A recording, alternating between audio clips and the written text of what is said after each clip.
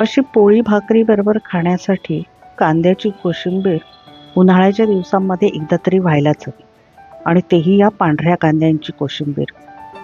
तुम्ही दोन्ही प्रकारचे कांदे मिक्स करून वापरू शकता, किंवा याच्यामध्ये सुकी मिरची पण वापरता येते. म्हणजे सुकी मिरची नुसती चुलीवर किंवा गॅसवर भाजून किंवा तव्यावर भाजून असे वेगवेगळ्या प्रकारे आपण ही करू शकतो.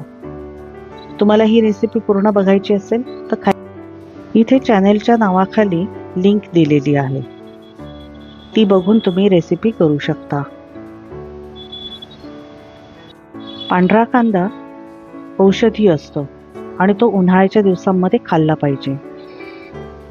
लाल कांदा आपण नेहमीच खातो, सगळ्या पदार्थांमध्ये बऱ्यापैकी आपण लाल कांदाच वापरतो.